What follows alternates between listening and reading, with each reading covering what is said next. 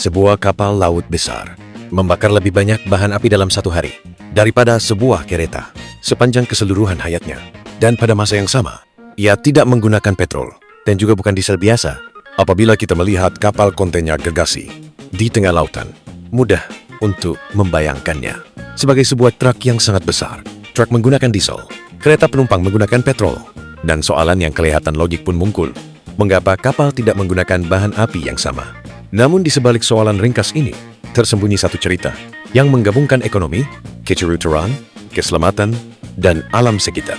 Satu cerita yang secara literal menerangkan mengapa perdagangan global kelihatan seperti hari ini.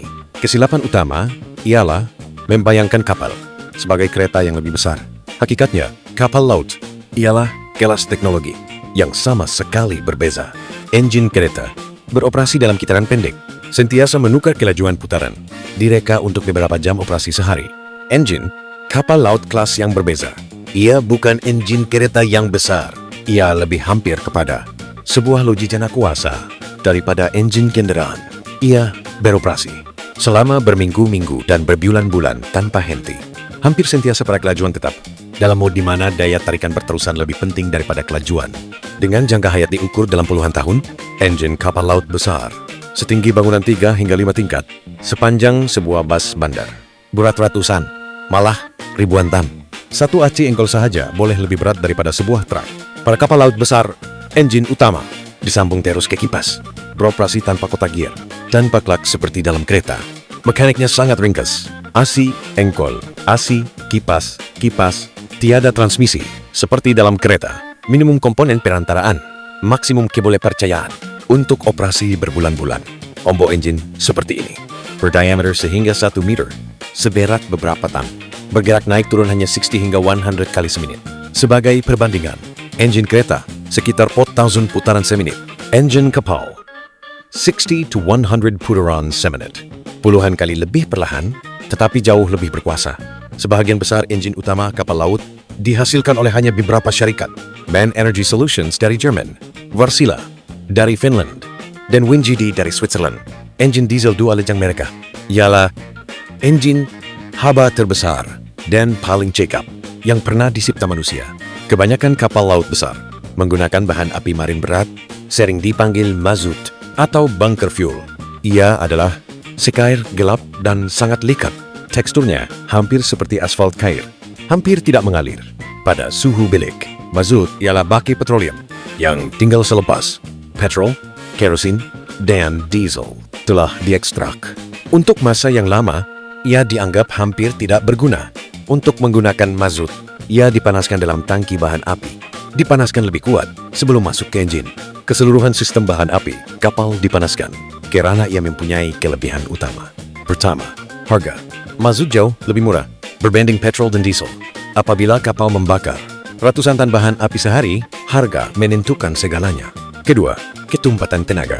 Ia membekalkan banyak tenaga per unit isi padu, kritikal untuk pelayaran lautan. Ketiga, keserasian dengan enjin kapal. Enjin diesel besar berputaran rendah, boleh menggunakan bahan api berat tanpa masalah, sesuatu yang enjin kereta langsung tidak mampu. Sebuah kapal kontainer besar membakar 15 hingga 300 tan bahan api sehari. Satu pelayaran memerlukan ribuan tan bahan api. Jika mazut digantikan dengan petrol, ia akan menjadi kegilaan ekonomi. Dengan diesel tulen, kos pengangkutan akan melonjak berkali ganda. Akibatnya, telepon menjadi lebih mahal, makanan menjadi lebih mahal, pakaian menjadi lebih mahal, hampir semua benda menjadi lebih mahal. Bahan api marin murah ialah asas tersembunyi globalisasi. Petrol langsung tidak dipertimbangkan, dan bukan hanya karena harga. Petrol sangat mudah meruap, cepat menyejet, membentuk uap yang mudah meletap, menyimpan ratusan ribu tan petrol di atas kapal. Ialah risiko bencana sebenar. Ia menyejat walaupun pada suhu rendah, dan uapnya sentiasa terkumpul dalam ruang tertutup, dalam tangki besar. Ini membawa kepada masalah utama, pembentukan campuran gas udara yang mudah meletap. Uap petrol boleh menyala hanya daripada percikan atau permukaan panas, mempunyai julat kepekatan luas yang membolehkan letupan. Hampir mustahil untuk menjamin kepekatan uap sentiasa berada di luar zon berbahaya. Jika petrol disimpan sebagai bahan api kapal, bukan sebagai kargo, Masalah kritikal segera muncul. Uap terkumpul di bagian atas tangki. Perlu sistem ventilasi dan gas lenga yang kompleks. Sebarang kegagalan sistem ialah ancaman letupan. Elektrik statik pun menjadi bahaya. Mazut pula hampir tidak menyecat. Sukar terbakar tanpa keadaan khas. Jauh lebih selamat untuk disimpan. Dari sudut keselamatan maritim, pilihannya jelas. Minyak mentah diangkut dengan kapal tangki gergasi. Petrol hanya diangkut dengan kapal kas beratmosfera lengai. Namun walaupun begitu, petrol diangkut sebagai kargo, bukan digunakan sebagai bahan api. Pada awal abad ke-20, industri petroleum menghadapi masalah. Jumlah besar baki berat.